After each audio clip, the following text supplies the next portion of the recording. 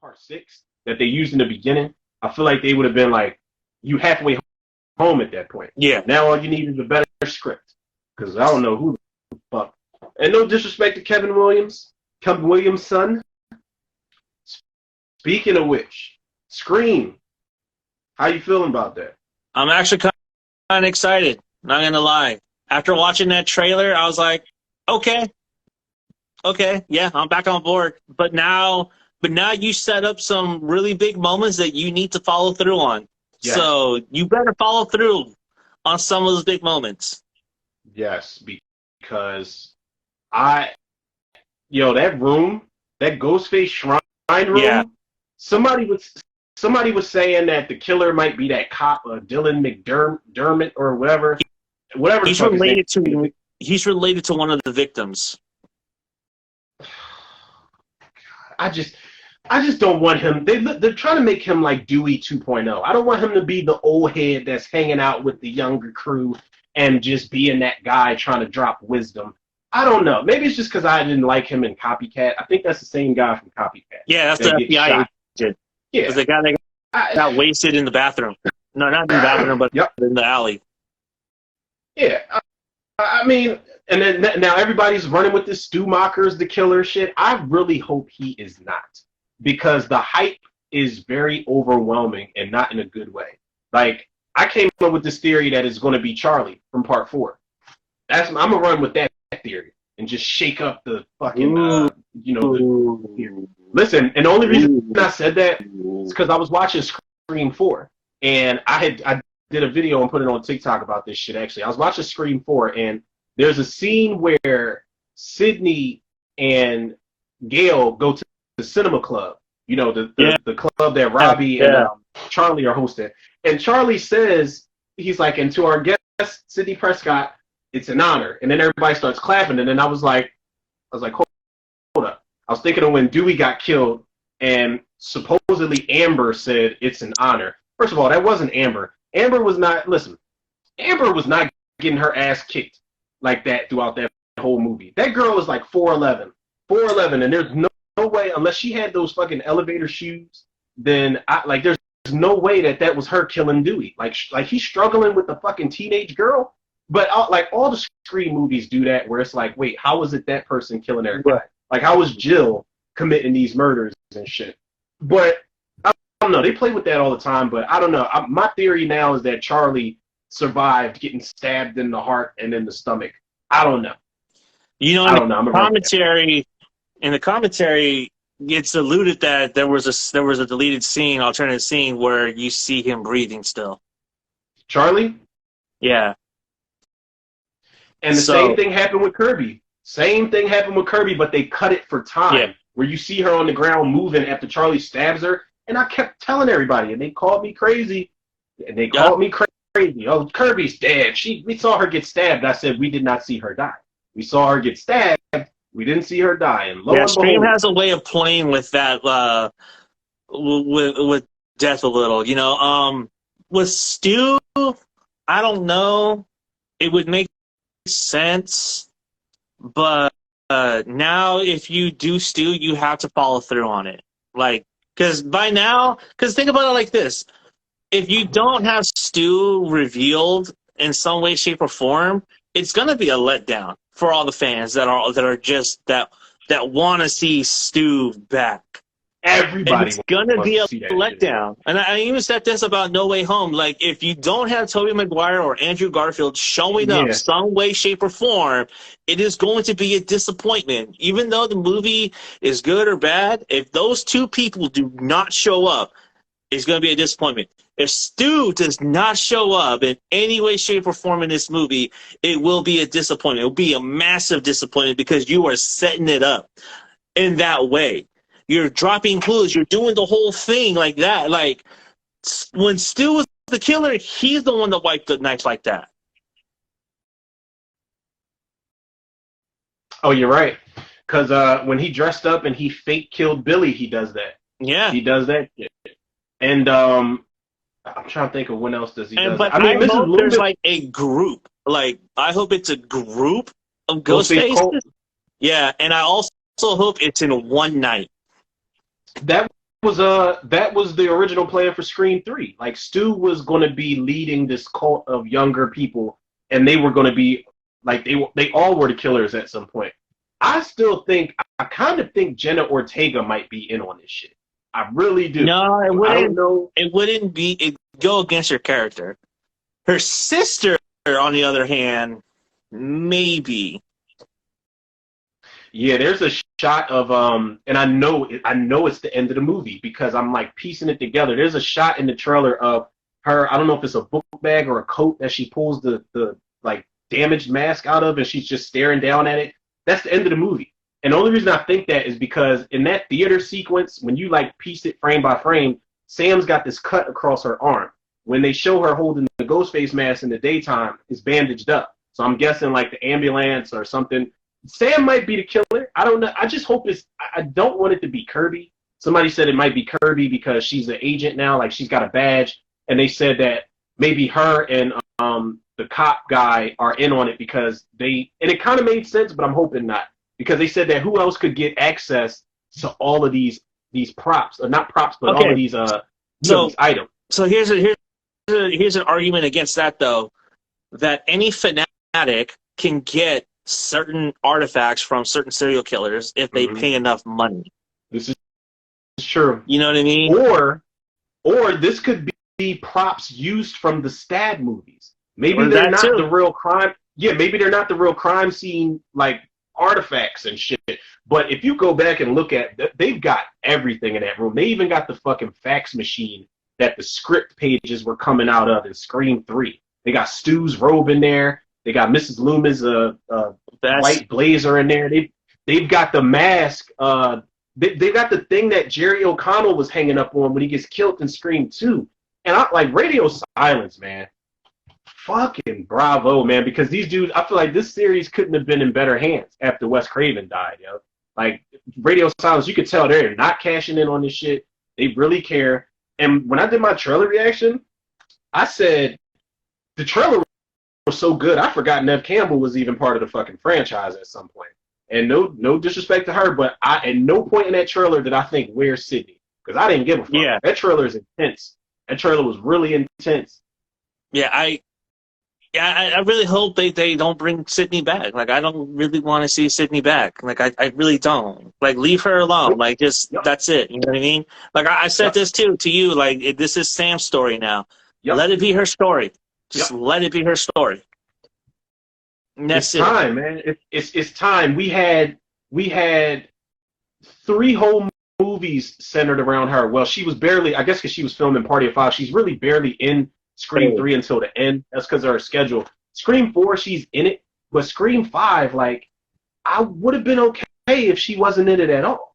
I didn't think I was going to like those characters because, like, just by looking at them, I was like, yeah, I don't think I'm going to like these characters. But those characters were interesting enough to where I would have been cool with Gail and Dewey. If Sydney never came back or if she just had a phone, what should have happened, they should have fucked everybody's head up in the last movie where Dewey's like, Sid, it's happening again. Whatever you do, don't come here. She should have just been like, I'm not. And that should have been that. She should have never showed up in Woodsboro.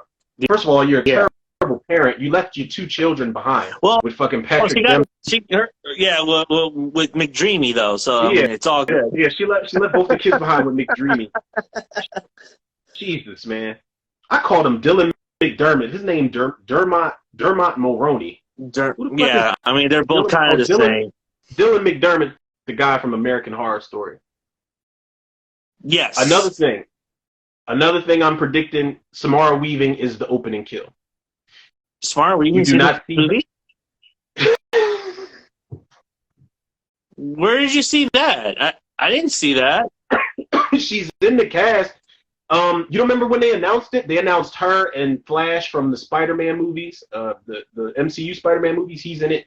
And, Samara Weaving is in one shot of the trailer where she's on the phone in the alleyway and she turns around. She's got like this bright yellow shirt on, and that's it. You don't see her in any more shots in the trailer. I'm telling you, she's the opening kill because everybody's going to be like, oh my God, Samara Weaving, she's ready or not, and all this other stuff. No, they're going to Casey Becker that bitch, and she's going to die first. She's going to die first. Plus, there's a shot of Ghostface in an alleyway, and I feel like those 2 shots are going to sync up at some point. Yeah, that would make sense because the bride, like her costume from Ready or Not is actually seen in the original teaser, walking down the stairs of the subway with the shotgun shells and shit. Yeah, there's so many Easter eggs with those costumes. Like, there's so many fucking costumes, and like, I didn't know that somebody was dressed up like Freddy Krueger until we got the full trailer. You got somebody that's dressed up like it's the mask that the guy's got on. What is that movie? Creep, the found footage movie. Yeah, you got the fuck, what was his name? God damn his name. He had a funny name. I know. I can't think of it my damn self. It's on the tip of my tongue. It's like Mr. B or something like that. I can't remember. But yeah, I do remember seeing the wolf mask there. Seeing Pinhead, Jason. The Jason was a nice touch. I thought that was a nice touch. They had to do that because it's like, show respect to the first slasher who was up in New York, first of all. Even if it was for 10 minutes. I wasn't really a big fan of the New York setting, but when I saw that full trailer, I was like, yo, I'm on board with this because it's different. This Ghostface doesn't give a shit. He walked in the bodega like it wasn't nobody's business. He didn't give a fuck. And then you got that one guy from New York. Like, Ghostface has to be from New York. that guy is that guy that was in the store. He's like, if you thought was a person, that dude that walks up is like, "What, you got a problem, buddy?" Ghostface just like kind of tilts his head, like, "Are you fucking serious?" And then the clerk, like, everybody that somebody on TikTok said this, and I agree. Everybody that puts that Ghostface costume on has these ghostly like movements, like they can teleport and disappear and just pop up, like, because when he shoots at Ghostface's head, he disappears. He just disappears. Well, and he jumps. It's a quick cut, but he jumps. You see it. Oh, it's a cut because because they made it. Yeah, they made it look like he just just disappeared. He jumps. So if you slow the frame down, you see him jump into the aisle. That scene's gonna be pretty good though. I wonder if he kills more people, but I was a little worried because when they first dropped that picture, I was like, this has got to be a joke. Like, this has got to be somebody just with a Ghostface mask just robbing the store. So here's something, too, that kind of bugs me, right? So everyone is okay with Art the Clown using a sawed-off double-barrel shotgun to blow some bitch's head off. Yo, he definitely did. Or he uses a 45 to, like, shoot someone, or uses a revolver. Or the motherfucker uses a Chicago typewriter in a cafe, and no one has a problem with it. But the minute Ghostface picks up a shotgun, everyone has a problem with. Here's a hint. Ghostface has always used guns from the first movie. So it shouldn't be an issue. It should be a non-issue. This is the shit that makes me appreciate the geek in us, man. Because, like, I don't like to be a fact checker, but that's like when people tell me, why was Jason running in the 2000? Jason ain't never ran, and I'm like, you've never seen parts 2, 3, and 4 in your life. So go ahead and lie to me again. Like, Ghostface literally has used guns in every movie. Yeah. Technically, he has. Yeah. Wait, let me. Yes, he's just not in costume. That's that's not true because he used it, I think, in part 2 when he shot the cops. The cops. Which cops in part 2? When they're transporting Sydney and her friend. Oh no! He stabs the one dude. He stabs the one dude in the neck. The dude's like, she's like, well, where are you taking us? He's like, if I tell you, you got to kill you. He says, don't ask, don't tell. And he stabs the dude in the neck. And then the other guy, he jumps across, I think, the top of the car, and he starts fucking that dude up. But they still use fucking guns. Yeah, they use guns. Billy, Stu, Mickey, Mrs. Loomis, Roman used a gun. He shot the shit out of Sydney, and she had her vest on. Yeah. Jill shot Trevor in the dick. God damn, she shot that man in his baby maker. Whew. Charlie didn't. I don't think Charlie got a chance to use the gun. No. And Amber fucking pulls a revolver out and shoots that girl. I can't remember that girl's name. I wish she was a much better character because I cannot remember her name. And it's fucked up because it's so fucked up because I think it's either Mindy or somebody that's like, you're not interesting enough to be the killer. And damn it if she wasn't right, because I cannot remember that girl's name. Yeah, really though, right? I I can't, man. I like her hair color. I think that counts for a lot. But I cannot remember that girl's name. I actually feel terrible. Sonia, her real name's Sonia something. Was she in anything else? No. She was Almost. in stuff after a lot of I almost called her Tanya Raymond. A lot of indie movies, but she hasn't done anything since. Oh, that's another thing. I forgot Marley Shelton Hicks. I forgot she died in the last one. That was a gnarly sequence. Yeah, man, because like, it was a glimmer of hope when she's running up the steps like, Wes, I'm coming, and Ghostface just pops out instead. And then I thought Wes was going to survive. Mm-hmm. That's another theory. I'm gonna shake people up with this tomorrow. I'm gonna be like, did we see Wes actually die when he got stabbed in his neck? He did. Yeah, we did. Stabbed in his neck. We saw him die. Yeah, he had the sheet over his head. Oh, that's right. When because Sam comes up and then she's like, well, what about her son? I know her son. The cop's like, I'm sorry. Like, no, yeah, you see him being rolled out with the sheet over. Oh, this girl, her name in Scream was Liv McKenzie. So I'm guessing she was related to the McKenzies mentioned in the first movie. Then people, speaking of other names mentioned, people are saying that Stu's sister is going to come be the killer, and it's like, bitch, we haven't seen you in any movies at all. You I don't even want know you existed for one. Stu's sister was Kyle Garner's mother. Kyle Garner's mother, the guy that gets stabbed in his neck. Yeah. In the parking lot. Yeah, and then it's like people were saying, well, what if Martha Meeks stopped? Like, Randy's sister ain't killing nobody. They ain't killing nobody. Because she's covered in blood in the trailer. Like, going there. That was like a nice little Judgment Night reference too, with them crawling on the ladder. I feel like that's a Judgment Night reference right there. That's what I said in my trailer reaction, bro. As soon as I saw it, I'm like, oh, that is definitely from Judgment Night. A lot of people don't even know about that movie, man. Yeah, that's a slept-on movie, bro. That's a slept-on movie. Shit.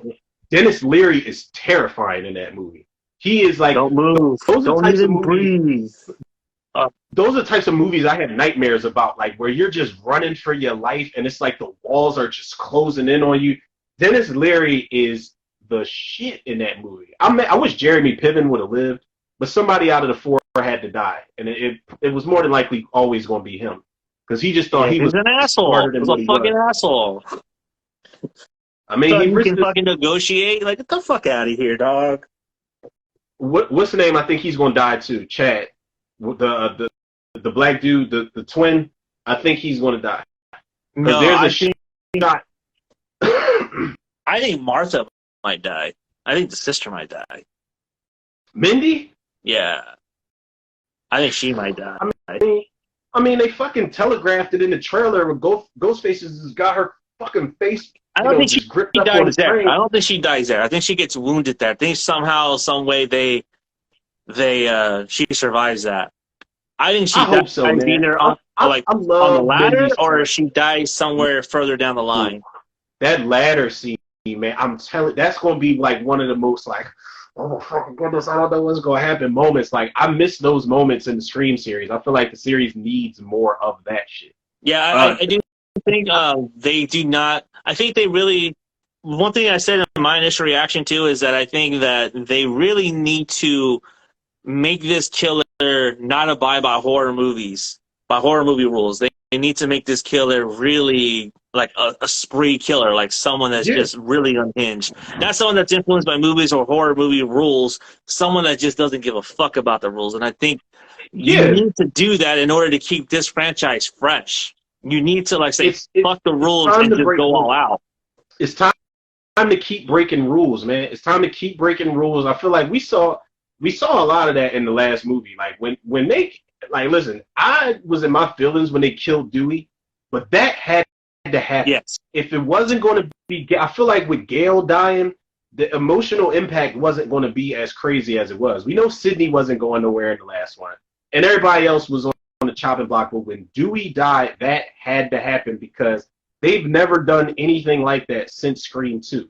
They've been playing it safe as shit since Scream 2. And I don't even count when they killed Cotton Weary because Cotton was cool, but I don't think fans had like the emotional attachment to his character. So for him to be the opening kill in Scream 3, it's like, damn, it's fucked up. But Also, whatever. that sequence was not as good. It was not good. That sequence was not good. There's a lot of drafts of that sequence. You ever watch the deleted scenes on the DVD for that opening sequence? It's a lot of alternate opening like sequences and endings for that movie, man. It was alright. I just always used to think his wife looked good, but it was an okay sequence. That's another thing we like. Have we ever ranked like the openings, the Scream franchise openings? No, that would be a good one. I feel like the openings, I don't know, they're almost pretty straightforward for the most part. One, it would two, be 1 and 2 would be like the top. I think 1, 2, and 4 for me would be the top 3. You like 4? Like 4 was like I was getting fed up at some point because I was like, oh shit, and then they pull back and then you're watching fucking Anna Paquin and the chick that looks like Kristen Wiig. And yeah, and I was like, I'm like, wait, what? Like, am I watching the right movie? And then they pull back again, and I was like, all right, this is getting fucking ridiculous. But they reshot I like that scene. because it's like a commentary on like, you know, the same old shit. Like it's like commentary on like a movie within the movie. It's also commenting on how meta the movie is. I appreciate that. I thought that was good. I thought that was awesome. Have you seen the alternate opening to that though yet? I have not. Definitely go check that one out because the alternate. I mean, it still picks up with. It still does the whole jumping without, but the main one is a lot different, and it's actually a lot more scarier than the one we see in the theater. There's one that's 3 minutes, and there's one that's 6 minutes. I think the 6 minute one, I think it's 3 minutes, where it picks up right as with Anna Paquin and Kristen Bell. I put it in the playlist. I'm trying to find more of an appreciation for Scream 4 overall. Like that's one of the reasons why I recently watched it. I'm like, I don't hate it. Like I don't hate any entry in the series, but Scream 4, I just wanted it to be so much more. I like Scream 4. I think Scream 4 is really good. Like I think that movie gets a lot of unnecessary hate.